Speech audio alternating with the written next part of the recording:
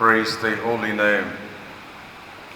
இந்த நல்ல காலவெளிக்காக நாம் ஆண்டவருக்கு நன்றிகளை செலுத்தி இந்த மாதம் காலை வேளையிலே இப்படி நாம் முதல் நாளாக இப்படி கூடி தேவனை மகிமைப்படுத்த தேவன் கொடுத்த கிருபைக்காக எல்லார் ஆண்டவருக்கு நன்றிகளை செலுத்தி ஆமென் துதிகளை நாம் ஏறெடுத்து ஆமென் உம்முடைய மகிமைக்காக நன்றி, உம்முடைய கிருபைக்காக நன்றி, உம்முடைய இரக்கத்திற்காக நன்றி. நான்கில் மாதங்கள் முழுவதும் நம்மை பாதுகாத்து தேவன் நம்மை வழிநடத்தின மகாபெரும் தயவுக்காக ஆமென் ஆண்டவருக்கு நன்றிகளை செலுத்தி நம்முடைய குடும்பங்கள், பிள்ளைகள், சூழ்நிலைகள், நம்முடைய வேலை காரியங்கள் எல்லாம் கர்த்தருடைய கிருபை இருந்து நம்மை வழிநடத்தினதற்காக ஒவ்வொரு மாதமும் வாக்குத்தத்தத்தை கொடுத்து நமக்கு தேவன் வழி நடத்துகிறார். நம்முடைய ஜெபங்களை கேட்டு பதில் தருகிறார். ஆமென். எல்லாரும் இந்த புதிய மாதத்தில் இயேசுவின் ரத்தத்தை மன்றாடி ஸ்தோத்திரம் பண்ணுவோம். இயேசுவின் ரத்தத்தை இந்த காணொளியிலே மன்றாடுகிறோம். ஹல்லேலூயா. ரத்தத்தை தெளிக்கிறோம். ஒவ்வொரு இடங்களிலும் இயேசுவின் ரத்தம் தெளிக்கப்படுவதாக. எங்களுக்காக கல்வாரி சிலுவையில் மரித்து உம்முடைய பரிசுத்த ரத்தத்தை சிந்தினீரே. ஓ, தலையில் முள்மொழி சுட்டப்பட்டீர், கைகளிலும் கால்களிலும் ஆணி இடிக்கப்பட்டீர். இதெல்லாம் நினைத்து நாங்கள் துதிக்கிறோம். வல்லமுள்ள நாமத்துக்கு நன்றி செலுத்துகிறோம். இயேசு எனும் நாமம் மகிமையுள்ள நாமம், வல்லமுள்ள நாமம். ஹல்லேலூயா. நாங்கள் ஸ்தோத்திரிக்கிறோம். அந்த கால்வழியில் அவனுக்கு இணைந்திருக்கிற எல்லா குடும்பங்கள், ஊழியர்கள் எல்லாரையும் கர்த்தர் ஆசீர்வதிப்பாராக. ஒவ்வொரு இடங்களிலுடைய வல்லமை இறங்கட்டும். எல்லா இடங்களில் இருக்கிற ஊழியர்கள், விசுவாசிகள், குடும்பங்கள் யாவரும் கர்த்தரை ஸ்தோத்திரித்து கடந்த மாதம் முழுவதும் நம்மை பாதுகாத்ததற்காக, வழி நடத்தினதற்காக, இந்த மாதத்தை காண செய்ததற்காக, இந்த நல்ல காலவேளைக்காக ஆண்டவருக்கு துதிகளை நாம் ஏறெடுப்போம், ஸ்தோத்திரங்களை நாம் ஏறெடுப்போம். ஹல்லேலூயா. உமக்கு நன்றி ஆண்டவரே. உமக்கு ஸ்தோத்திரம். அதிகாலையில் தேடுகிறவன் என்னை கண்டடைகிறான் என்று சொன்னீரே. இயேசு காலமே எழுந்து பிதாவை தரிசித்து சந்தித்து ஆபிரகாம் அதிகாலமே எழுந்து பலி செலுத்த சென்றார். வேதத்தின் பக்தர்கள் எல்லாரும் அதிகாலையில் ஆராதித்தது போல நாங்களும் இந்த நாட்களிலும் ஆராதிக்க எங்களை பலப்படுத்தினதற்காக கோடான கோடி நன்றி. இணைந்து ஜெபித்துக் கொண்டிருக்கிற எல்லாருமே என்னுடைய வல்லம் இறங்கட்டு விடுது. பரிசுத்த ஆவியானுடைய ஆளுகை எல்லா இடங்களிலும் உண்டாவதாக. எல்லாரும் கர்த்தரை ஸ்தோத்திரம் பண்ணுவோம். பரிசுத்த ஆவியானுடைய ஆளுகை ஒவ்வொரு வீடுகளிலும் இருக்கிற இடங்களிலே இந்த ஜெபத்தில் கலந்து ஜெபித்துக் கொண்டிருக்கிற எல்லா இடங்களிலும் இந்த காலை வேளையிலே, இந்த மாதத்தின் முதல் நாளிலே ஓ கர்த்தருடைய வல்லமை, பரிசுத்த ஆவியானவரின் வல்லமை ஒவ்வொரு இடத்தையும் நிரப்புவதாக. எங்கள் துதிகளை நீர் ஏற்றுக்கொள்ளும், ஸ்தோத்திரங்களை ஏற்றுக்கொள்ளும். இந்த காலவழியில் எங்களோடு பேசும், இடைபடும் உடைய வார்த்தையை கேட்டு வார்த்தையே ஜெபமாக மாற எங்களை அர்ப்பணிக்கிறோம். ஆமென். எல்லாரும் இணைந்து நேச நீர்தானையா என்று இணைந்து அப்படி பாடி அப்படி கர்த்தர் இந்த காலவழியில் ஆராதிக்க போகிறோம்.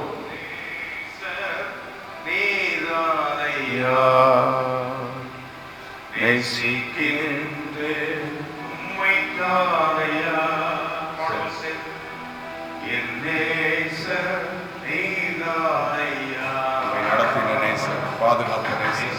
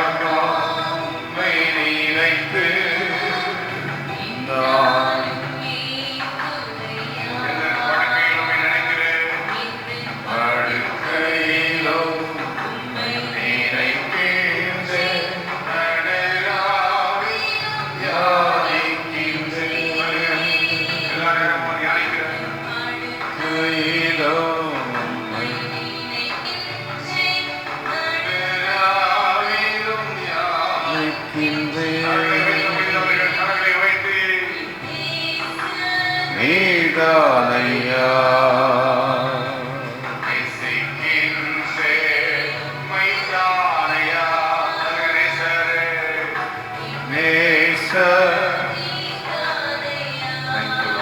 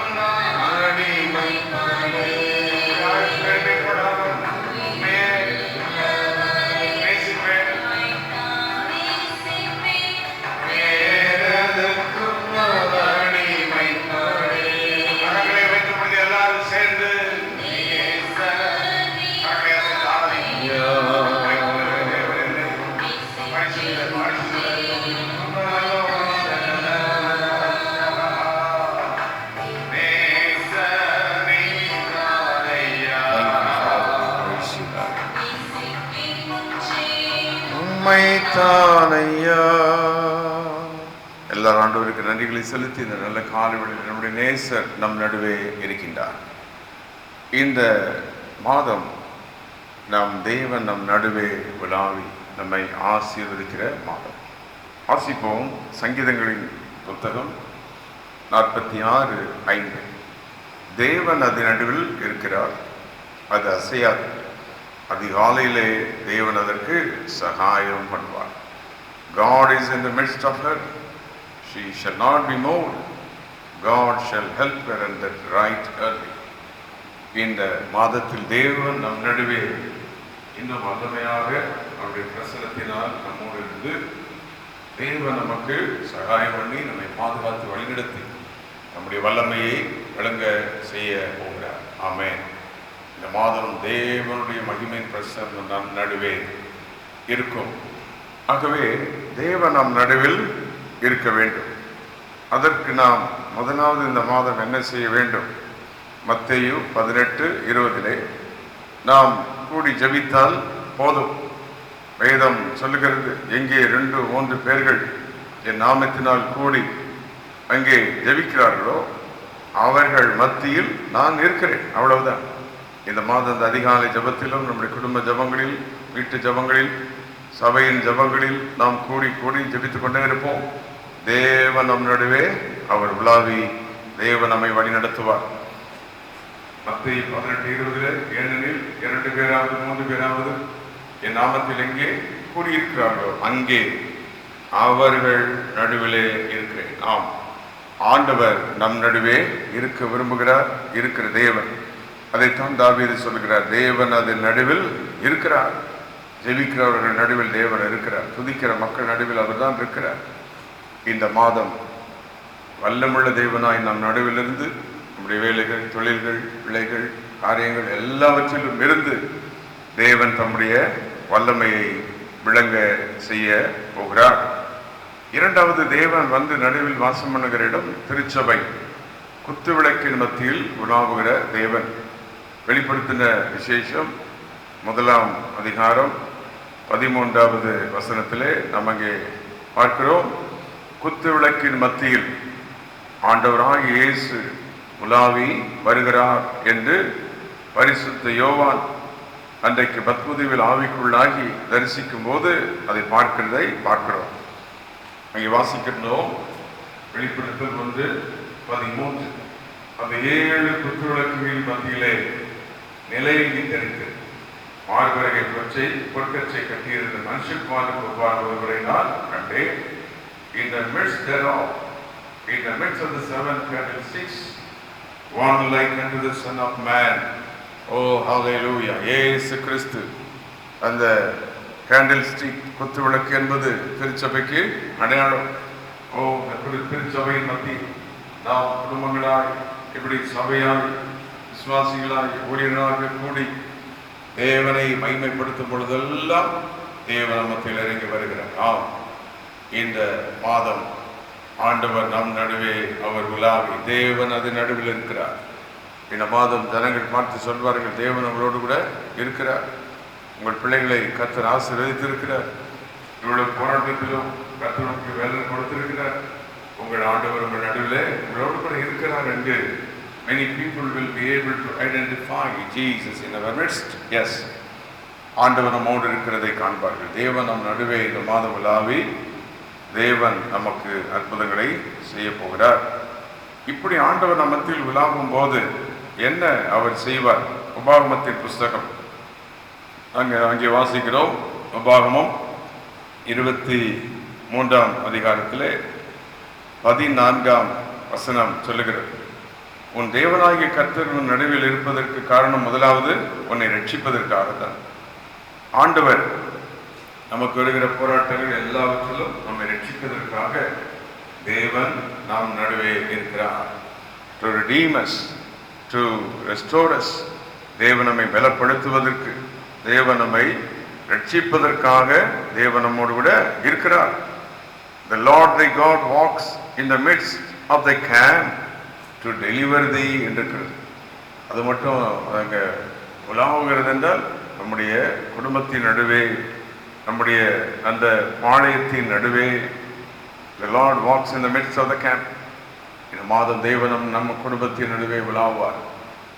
தேவனுக்கு நன்றி செலுத்திக் கொண்டே இருக்கணும். ஆண்டவர் எங்களோடு கூட இருக்கிறதற்காக நன்றி. ஒவ்வொரு ராத்திரி படுக்கும் போது நல்ல ஸ்தோத்திரம் பண்ணி ஜெபம் எங்களோடு இருக்க ஸ்தோத்திரம் ஆண்டவரே என்று சொல்லி ஆண்டவருக்கு நன்றி செலுத்த, காலையில் எழுப்பி ஆண்டவருக்கு நன்றி செலுத்த, வேலைக்கு போகும்போது ஸ்தோத்திரம் பண்ணிட்டு எங்களோடு கூட இருக்கிறவர் என்று சொல்லி நாம் போக, இப்படி அவருடைய பிரசனத்தை உணர்வுகளாக நாம் மாற வேண்டும். We must be able to feel His presence. He is in our midst. ஆகவே தேவன் அது நடுவில் இருக்கிறார் என்று பார்த்தோம். தேவன் நடுவில் எப்பொழுது அங்கே இருக்கிறார்? ஜெபிக்கிற நம் நடுவே அவர் இருக்கிறார். இங்கே குத்துவிளக்காகிய சபையின் நடுவே அவர் இருக்கிறார். இங்கே உபாகமம் 23:14 நம்மை ரட்சிப்பதற்காக நம் நடுவே அவர் உலாவிக் கொண்டு இருக்கிறார். வெறும் ரட்சிக்க மட்டுமல்ல, 14 வசனம், உன் சத்துருக்களை உனக்கு ஒப்பு கொடுக்கும். The Lord will hand over the enemies. அன்றைக்கு யாக்கோபு லாபானுக்கு அத்தனை வருஷம் வேலை செஞ்சு எல்லாம் செய்தோம். பல முறை யாக்கோபின் சம்பளங்களை லாபான் மாற்றி எவ்வளோ ஏமாற்றினார் மாமனார். ஆனால் அவன் கைக்கு ஆண்டவர் யாக்கோபை ரட்சித்தார். கடைசியில் இந்த லாபான் யாக்கோபை பார்த்து சந்தித்து வருகிற வழியிலே ஆண்டவர் அந்த லாபானோடு பேசினார். யாக்கோபுடைய நீ செய்யக்கூடாது. நம்முடைய தேவன் நம்முடைய சத்துருக்களின் கையிலிருந்து நம்மை பாதுகாப்பார். உறவினர்களோ நண்பர்களோ யாரா இருந்தாலும் சரி, நமக்கு விரோதமாக எழும்பி, நம்முடைய குடும்பத்துக்கு விரோதமாக எழும்பி, பிள்ளைகளுக்கு விரோதமாக எழும்பி, அந்த குடும்பம் லாபானுடைய பிள்ளைகள் தான், லாபானுடைய ஃபேமிலி தான். ஆனாலும் அவளை பின்தொடர்ந்து ஏதோ ஒன்று செய்து விடலாம், அப்படி போய்விட்டாலே என்று எல்லாத்தையும் எடுத்து போயிட்டாலே. இவ்வளவு நாள் அந்த யாக்கோபு உழைத்ததெல்லாம் மனதில் வைக்கவில்லை. தன்னுடைய 2 மகள் தானே என்று நினைக்கவில்லை. அந்த 2 பிள்ளைகள் சொல்லுகிறார்கள், அந்த லாபானுடைய பிள்ளைகள், எங்களுக்கு கொடுக்கப்படும் பணத்தை எங்கள் அப்பா எடுத்துக்கொண்டார், எதுவும் கொடுக்கவில்லை என்று சொல்லி இப்படி உபத்திரப்பட்ட அந்த குடும்பம், தன்னுடைய சொந்த குடும்பத்திலே இருக்கிற உபத்திரமும் வேதனை, இதுக்கும் தேவன் விடுதலை ஆக்குகிறார். இன்றைக்கு இந்த காலவெளியில் உங்கள் குடும்பத்திலிருந்தே சில வேதனைகள் வரலாம். நீங்கள் யாருக்கு உழைத்தீர்களோ அங்கிருந்தே வேதனைகள் வரலாம். யாருக்கு நன்மை செய்தோமோ அங்கிருந்தே வேதனைகள் வரலாம். எல்லா விதமான சத்துருக்களுக்கும் நம்மை நீங்களாக்கி ரட்சிப்பார். யாருக்கும் நம்மை ஒப்பு கொடுக்க மாட்டார், அவர்களை நம் கையில் ஒப்பு கொடுப்பார். யாக்கோபின் வாழ்வில் ஒரே என்மைஸ் தான். இங்க லாபானை சந்தித்து விட்டு புறப்பட்டு போனா ஏசா வருகிறார். பிறகு ஏசாவை மீட் பண்றோம். அதுக்கும் நாம் முழுதும் ஜெபம் பண்ணி அந்த ஏசாவை மேற்கொள்ளுகிறார். இவர் கையில் வைத்திருந்த நல்ல பொருட்கள் எல்லாம் அழித்துதான் விட்டார். என்ன செய்தாலும் தேவனுடைய கிருபை இல்லாமல் ஒன்று செய்யவே முடியாது. ஸோ எல்லா விதமான சத்துருக்களையும் யாக்கோபின் கையில் கொடுத்த தேவன் இன்று காலை நம்மோடு இருக்கிறார். இந்த மாதம் தேவன் நம் நடுவே இருந்து நம்மை ரட்சித்து சத்துருக்கள் கையில் நம்மை ஒப்புக்கொடாதபடி சத்துருக்களை நம் கையில் ஒப்புக் கொடுக்க ஏசாவோட பயங்கரமான இனிமை. ஆனால் யாக்கோபை சந்தித்து அவனை அரவணைத்து அவனை மொத்தம் செய்து தரை மட்டும் குடித்து அவனுக்கு நன்றி செலுத்தி இப்படி 2 பேரும் இணைய உறுதி செய்தார். இந்த மாதம் தேவன் நம் நடுவே இருந்து ஏதோ ஒரு அற்புதத்தை செய்வார். ஏதோ ஒரு தடை மாறும், ஏதோ ஒரு இனிமைக்கு மாறும், ஏதோ ஒரு எதிர் சக்திகள் மாறும். நமக்கு விரோதமாக கிரியை செய்த மக்களிலிருந்து விடுதலை உண்டாகும். அதற்காகவே தேவன் நம் நடுவே இருக்கின்றார். ஆகவே தேவன் அது நடுவில் இருக்கிறார், தேவன் அது நடுவில் இருக்கிறார் என்று நாம் அங்கே வாசிக்கிறோம். யோசுவாவின் புஸ்தகம் 3ஆம் அதிகாரம் 10ஆம் வசனம். ஜீவன் உள்ள தேவன் உங்கள் நடுவில் இருக்கிறார், எல்லா ஜாதிகளையும் துரத்தி விடுவார். 7 types of tribes and 7 types of people comes against Israel. இஸ்ரவேல் ஜனங்களுக்கு விரோதமான 7 விதமான ஜாதிகள் மக்கள் வருகிறார்கள். ஆனால் ஆண்டவர் அவர்களை துரத்தி விடுகிறார். நம்முடைய வாழ்வில் நம்முடைய குடும்பத்துக்கு விரோதமாக பலவித சூழ்நிலைகள் வரலாம். நமக்கு இந்த 7 விதமான ஜாதிகள் மாதிரி வரலனாலும் வியாதிகள் வரும், கடன் நிலை வரும், பிரச்சனைகள் வரும், சண்டைகள் வரும், பொறாமைகள் வரும். இப்படிப்பட்ட ஜாதிகள் நமக்குள்ள வரும். ஆனால் ஆண்டவர் இப்படிப்பட்ட எல்லாத்திலிருந்து நம்மை விடுவிக்க வல்லவராக இருக்கிறார், விடுவிக்க வல்லவராக இருக்கிறார். யாக்கோபின் வாழ்வில் கூட யோசேப்பை தூக்கி குழியில போட, யோசேப்பினுடைய அந்த வஸ்திரத்தை ஒரு மிருகம் எடுத்து விடுன்னு சொல்லி ரத்தத்தை போட்டு அவங்க கொண்டு வந்து காண்பிக்க, இப்படியெல்லாம் தாண்டி வந்தார். எல்லாத்துக்கும் தேவனாரை பாதுகாத்தார். இன்று காலை யாரோடு கருத்து பேசிக்கொண்டிருக்கிறார், குடும்பங்களோடு ஊழியர்களோடு கருத்து பேசிக்கொண்டிருக்கிறார். நான் உங்களோடு கூட இருக்கிறேன். உங்களுக்கு விரோதமாக எப்படிப்பட்ட சூழ்நிலைகள் வந்தாலும் அதிலிருந்து உங்களை ரட்சிப்பதற்கும் காப்பதற்கும் ஆமென் தேவன் அதன் நடுவில் இருக்கிறார். God is in the midst. தேவன் அதன் நடுவில் இருக்கிறார். ஜெபிக்கிற அவர்கள் நடுவே, நம் நடுவே, குத்துவிளக்கின் நடுவே நம்முடைய தேவன் உலாவிக் கொண்டு இருக்கிறார். அவர் மகிமையின் தேவனாக, வல்லமையின் தேவனாக இருக்கிறார். தானியேலின் புஸ்தகம் 3ஆம் அதிகாரம் 17ஆம் வசனத்தில் நமக்கு தெரிந்த வேத பகுதி, ஷாத்ராக், மேஷாக், ஆபேத்நேகோ என்ற 3 பேர் அவர்கள் அடிமைகளாக பாபிலோன் தேசத்தில் இருக்கும்போது அங்கே அவர்களுக்கு ஒரு சோதனை. அந்த விக்கிரகமாகி அந்த சிலையை பணிந்து கொள்ள வேண்டும். ஆனால் அவர்கள் சொல்லிவிட்டார்கள், நாங்கள் ஆராதிக்கிற தேவனைகளை தப்புவிக்க வல்லவராக இருக்கிறார் என்று சொல்லி. இவர்களுக்கு தெரியாது ஆண்டவர் இவங்க மத்தியிலே வருவார்னு இவங்களுக்கு தெரியாது. they never expected. ஆனால் விசுவாசத்தோடு அறிக்கையிட்டாங்க, இயேசுவை அறிக்கையிட்டாங்க. நாங்கள் ஆராதிக்கிற தேவன், இந்த காலொலியில் எல்லாம் சொல்லுவோம், நாங்கள் ஆராதிக்கிற தேவன் என்று சொல்லிப்பாங்க. நாங்கள் போய் ஆலயத்தில் ஆராதிக்கிற ஜெபிக்கிற எங்கள் தேவன், எங்கள் இயேசு எங்களை விடுவிக்க என்னவாயிருக்கிறார், வல்லவராயிருக்கிறார். அப்படியே விடுவிக்காமல் போனாலும் பரவாயில்லை என்று அவர்கள் சொல்லிவிட்டார்கள். அவ்வளவுதான். ராஜா இன்னும் அந்த நெருப்பை சூடாக்குகிறார், எல்லாம் செய்கிறார்.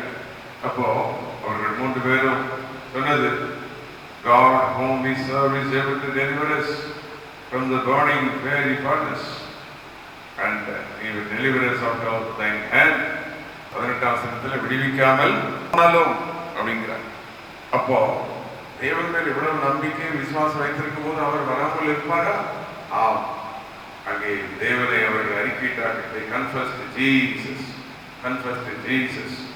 அதுதான் நீதிமொழிகள் 18:21 மரணமும் ஜீவனும் நாவின் அதிகாரத்தில் இருக்கிறது, அதை விரும்புகிறவர்கள் அந்த கனியை புசிப்பார்கள். ஆகவே வார்த்தையானது ஜீவனும் ஆவியுமா இருக்கிறது என்று யோவான் சுவிசேஷத்திலே வாசிக்கிறோம். அப்போ வார்த்தை, நாம் பேசுகிற வார்த்தை ஆவியாகவும் ஜீவனாக இருக்கிறது. நீங்க கர்த்தருடைய வார்த்தையை பேசும்போது ஆவியான அந்த வார்த்தை போய் ஜீவனை பிறப்பிக்கும். இன்னும் யோவானை வாசிக்கிறோம் அல்லவா, வார்த்தை மாம்சமாகி இருக்கிறது. இயேசுவை வார்த்தையாக இயேசுவே இயேசுவே என்று பேசினா அவன் மத்தியில மாம்சத்தின் சாயலில் தூதனின் சாயலில் ஒரு நிற்பார். ஆம், வேதத்தில் மத்திய சுவிசேஷத்தில் தான் இயேசு என்று தேடுவாங்க. இல்லை, ஆதியாகமம் 1ஆம் அதிகாரத்திலிருந்து இயேசு இருக்கிறார், திரியேக தேவன் இருக்கிறார், பிதா குமாரன் பரிசுத்த ஆவியாக தேவர். பிதாவும் பரிசுத்த ஆவியானவரும் ஆவியாக இருக்கிறார். 1 Timothy 6:16 ஏக சக்கராதிபதி சர்வலோகாதிபதியான ஒருவரும் சேரக்கூடாத ஒளி மாசமடைகிற தேவன் என்று தேவனை விவரிக்கிறார். ஆம், அப்போ திரியேக தேவனில் மனிதனோடு பேசுகிறவர் கம்யூனிகேட்டரான இயேசுதான். பழைய ஏற்பாட்டிலே கர்த்தருடைய தூதன் ஆனவர் என்று சொல்லப்படுகிற இடங்களில் எல்லாம் இயேசுவை மாற்றுகிறோம். வெறும் தூதனானவர் என்ற இடத்துல வெறும் தூதன் வரும்பொழுது செய்தியை மட்டும் சொல்லிவிட்டு போய்விடுவார். ஆனால் கர்த்தருடைய தூதன் இயேசு கிறிஸ்து வந்தால் அங்கே ஆபிரகாம் வீட்டில் 18ஆம் அதிகாரம் ஆதியாகமத்தில் 3 பேர் வந்ததில் ஒருவர் இயேசு தான் அவர்களோடு பேசிக்கொண்டிருக்கிறார், சாரலோடு பேசுகிறார், நீண்ட நேரம் பேசுகிறார். இன்றைக்கு வார்த்தை மாம்சமாகி ஆமென் நம்முடைய இயேசு ஆதி முதலாக இருக்கிறார். இன்னைக்கு சிலருக்கு கிறிஸ்துமஸ் வந்தால்தான் இயேசு கிறிஸ்து பிறந்துட்டார் நினைப்பாங்க. இல்லை, ஆதி முதலான கிறிஸ்து. வெளிப்படுத்தல் 1ஆம் அதிகாரம் 8ஆம் வசனம் சொல்லுகிறது, நான் அல்பாவும் ஒமேகாவும் ஆதி மந்தமா இருக்கிறேன். இங்க பாருங்க, சுட்டி காண்பிக்கிறேன். இவங்க இயேசுவை பத்தி பேசினாங்க, நான் ஆராதிக்கிற தேவன் என்று சொன்ன உடனே அவர்கள் பேசின வார்த்தை மாம்சமாகி அன்றைக்கு ஆதியாகமத்தில் அதே கர்த்தருடைய தூதனானவர் என்ற சாயலில் இயேசு இறங்கி வந்தார். அந்த தானியேல் 3:25 எப்படி வாசிக்கிறோம், அந்த ராஜா பார்க்கிற ஏதோ 4 பேர் விடுதலையாக அக்னி நடுவில் உலாவதை காண்கிறேனே என்று சொல்லிவிட்டு அவர் சொல்லுகிறார். ராஜாவே சொல்றார், 4ஆம் ஆளின் சாயல். உங்கள் வேதத்தை பார்த்தா தெரியும், தேவ முகனுக்கு ஒப்பாய் இருக்கிறது. பாருங்க, like the son of God என்று இருக்கிறது. யார் அந்த சன் ஆஃப் காட்? ஆண்டவராகிய இயேசு கிறிஸ்து. ஆமென் சொல்ல முடிந்த எல்லா இருக்கிறங்களில் ஆண்டவரே நாங்கள் ஆராதிக்கிற தேவன் என்று அவங்க அறிக்கையுடனே ஆராதிக்கிற இயேசு அங்கே இறங்கி வந்தார், மகிமையாக அங்கே இறங்கி வந்தார். சன் ஆஃப் காட், அந்த ஹீதன் கிங் வாயில சொல்றான் தேவபுத்திரன் என்று, சன் ஆஃப் காட். ஆம், திருமறை முழுவதும் திருக்குமாரன் இயேசு இருக்கிறார். ஆதியாகமம் 1 முதல் வெளிப்படுத்தல் கடைசி வரைக்கும் இயேசுதான். இயேசு இல்லாமல் ஒன்றுமே இல்லை. அந்த இயேசுதான் சொல்லுகிறார், நான் உங்கள் மத்தியில் உலாவி உங்கள் தேவனாக இருப்பேன். தேவன் அதன் நடுவில் இருக்கிறார். வேதாகமத்தில் எங்கெல்லாம் அங்கே ஆண்டவர் இறங்கி வர வேண்டுமோ இயேசு இறங்கி வந்தார் அவர்கள் நடுவே. அப்படி இன்று காலை இயேசு நம் நடுவே இருக்கிறார். உங்கள் குடும்பத்தின் நடுவே இயேசு இருக்கிறார். அவருக்கு நன்றி செலுத்துங்கள். நல்ல வாயத்திலிருந்து இயேசுவை எங்களோடு கூட இருக்கிறதுக்காக ஸ்தோத்திரம்.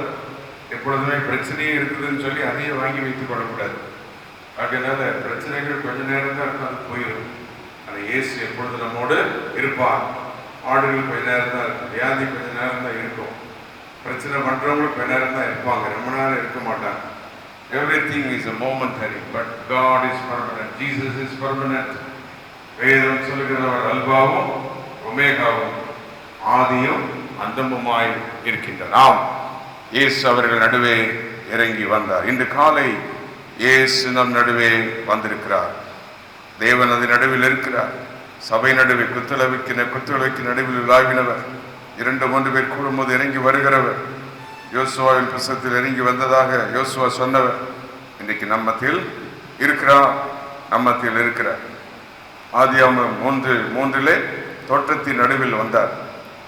தேவனாகி கர்த்தருடைய சத்தம் அங்கு வந்தது. இன்றைக்கு ஒருவேளை நம் நடுவே வரும்போது நீங்கள் ஆண்டவருடைய சத்தத்தை கேட்கலாம். ஆவியில பேசுவார், உங்களை பலப்படுத்துவார், வார்த்தை மூலம் வருவார். நீங்கள் வார்த்தையை பேசும்போது கர்த்தருடைய தூதனாக வருவார். ஆகவே தோட்டத்தில் விழாவினார், தோட்டத்தின் நடுவில் விழாவினார். வசனம் சொல்லுகிறது 3:8 ஆதியாகமத்தில் God walked in the midst of the garden என்றிருக்கிறது. ஆகவே இன்று காலை தேவன் சொல்லுகிறார், நான் உங்கள் நடுவில் இருக்கிறேன். லூக்கா 24:15 Jesus walked in the midst of the Emmaus disciples. எம்மாவின் இடத்துக்கு சீஷர்கள் போகும்போது உயிர்த்தெழுந்த இயேசு அவர்கள் நடுவே வந்து நின்றார். பழைய ஏற்பாட்டில் ஏஞ்சல் ஆஃப் தி லார்டாக வந்து இறங்கின இயேசு புதிய ஏற்பாட்டிலே உயிர்த்தெழுந்த இயேசுவாக வந்து நின்றார். இன்றைக்கு பரலோகத்தில் அவர் இருக்கிறார். இன்னைக்கு நம்முடைய மத்தியில் அவர் எப்படி வருவார்? தூதனாக வருவார், ஏஞ்சல் ஆஃப் தி லார்டாக வருவார், வார்த்தையாக வருவார், அக்னியாக வருவார். இந்த மாதம் இந்த அவருடைய வருகையை பார்க்க போகிறோம். கர்த்தர் நம்மோடு நம்முடைய சத்துருக்களுக்கு மந்தகாரங்களை விடுவித்து நம்மை ரட்சித்து நம்மை ஆசீர்வதிப்பாராக. இந்த காலை அவருடைய பிரசன்னம் நம்மை நிரப்பட்டும். இம்மானுவேல், தேவன் நம்மோடு இருக்கிறார் என்று சொல்லி எல்லாரும் தேவனுக்கு நன்றி செலுத்தி அவரை நாம் ஒரு நிமிடம் ஆராதிப்போம். இதுவரை நடத்தினீர், தாயின் கருவில் எங்களை நடத்தி கொண்டு வருகிறேன், ரட்சித்த நாளில் எங்களை நடத்தி கொண்டு வருகிறேன், இன்னும் எங்களை நடத்துவீர்.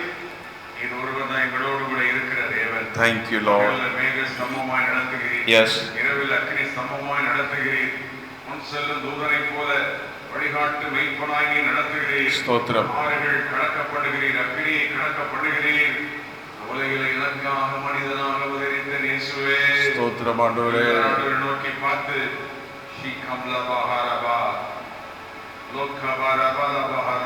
இம்மானுவேல் தேவன் அருகிலே மேகஸ்தம்பமாய், இரவிலே அக்கினி ஸ்தம்பமாய், பகலிலே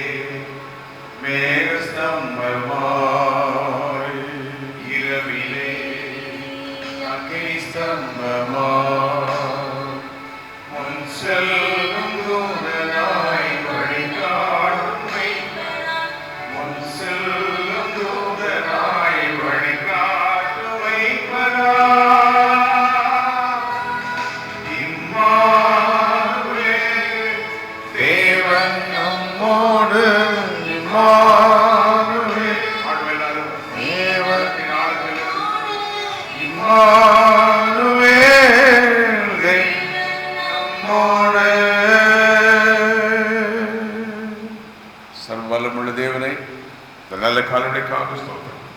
இந்த மாதத்தில் எங்கள் நடுவே உலாவுகிற தேவன், தேவன் அது நடுவில் இருக்கிறார். அது அசையாது. அதிகாலையிலே சகாயம் பண்ணுவார். குத்து விளக்கில் மத்தியில் உலாவின தேவன், அன்றைக்கு அக்கினி சூழலில் இறங்கி வந்த தேவகுமாரனாகிய இயேசு அங்கே ஜபித்துக் கொண்டிருக்கிற இடத்தில் இறங்கி வருவேன் என்று வாக்கு பண்ணினீரே.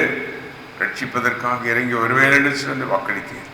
ஜீவனுள்ள தேவன் நம்மளை நடுவே இருக்கிறார் என்று நாங்கள் வாசித்தோம். அந்த வார்த்தைகள் எல்லாம் நிறைவேற்ற இந்த மாதம் நம்முடைய பிள்ளைகள் வேலைக்கு போகும்போது வரும்போது நம்முடைய பிரசன்னம், வீடுகளிலே நம்முடைய பிரசன்னம், பிள்ளைகள் கல்லூரி பள்ளிக்கூடங்களுக்கு போகும்போது நம்முடைய பிரசன்னம், தொழில்கள், வேலை, வியாபாரங்கள் நம்முடைய மகிமையின் பிரசன்னம் எல்லாவற்றிலும் கூட இருந்து வழி நடத்தும்.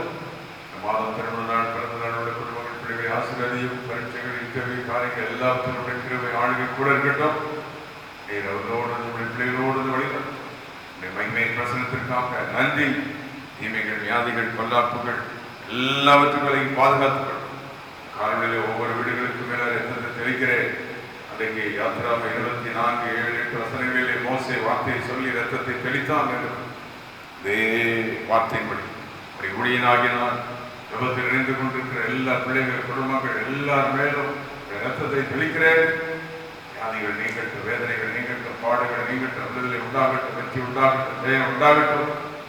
ரத்தத்தின் வல்லமை ஒவ்வொருவரையும் விடுவித்ததுக்காக தேவன் அந்த நடுவில் இருக்கிறார். அது அசையாது. இந்த வார்த்தை அப்படி நிறைவேறட்டும். இயேசு கிறிஸ்துவின் நாமத்தில் கேட்கிறோம் பிதாவே. ஆமென், ஆமென், ஆமென்.